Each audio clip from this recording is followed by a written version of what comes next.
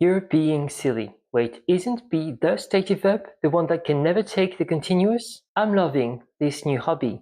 But love describes a state. You can't use it in the continuous, can you? She is seeing a therapist. Hold on.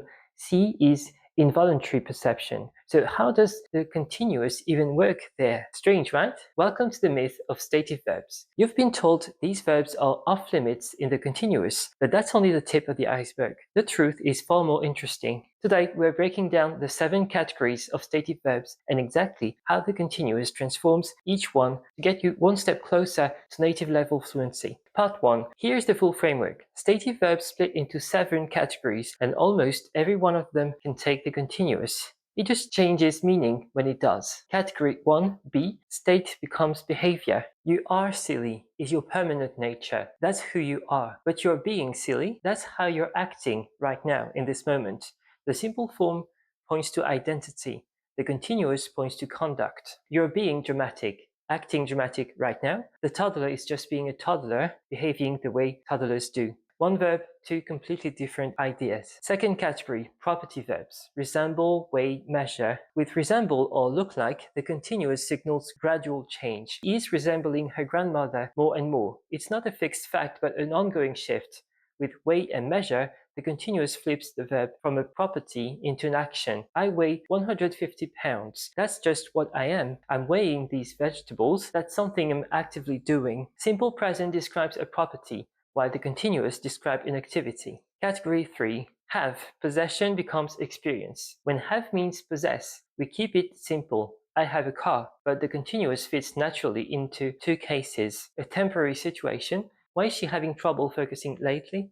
Not permanent, just a passive phase. Or have as an action. I'm having a haircut. They're having a great time. I'm having breakfast. Here have means experience or do, not own. So the rule is simple. When have means possess, keep it simple. When it means experience or do, the continuous is right at home. Category 4. Cognitive and affective verbs, such as love, hate, think, or believe. These describe mental or emotional states, and yet the continuous is often the more expressive choice. When the feeling is still forming, I think I'm liking this new hobby. It hasn't fully settled yet. When the speaker comments on an experience, they're loving the cozy atmosphere of our new home, not just a fact, a reaction. And think deserve its own spotlight because the 2 forms mean genuinely different things. I think technology has revolutionized communication. Here thinks means believe. It's an opinion. I'm thinking over the proposal. Here think means reflect. It's active mental work. The pattern, the continuous, tells you the state is dynamic, still shifting or being consciously examined. Category 5. Perception verbs, such as see, hear, smell, feel, or taste. These describe involuntary perception. That's why we say I hear music, not I'm hearing music. You don't choose to hear, it just happens. But the continuous unlocks in 3 situations. When the speaker comments on the perception, I can't believe I'm hearing these rumors about myself.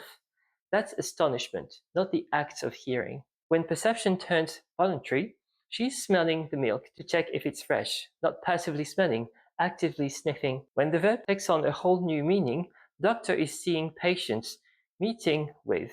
He is seeing a therapist, consulting. He is seeing a girl from the gym, dating. Same word, 3 different meanings, and every one of them perfectly continuous. Category 6. Performative verbs like bet, promise, offer, apologize, or beg. These are special. When you say I promise or I bet, the words perform the action. Saying it makes it real, but that power only works with I and the simple present. But the moment you switch to the continuous, that power vanishes and the verb turns into something else entirely. It can become a commentary. I'm betting on it.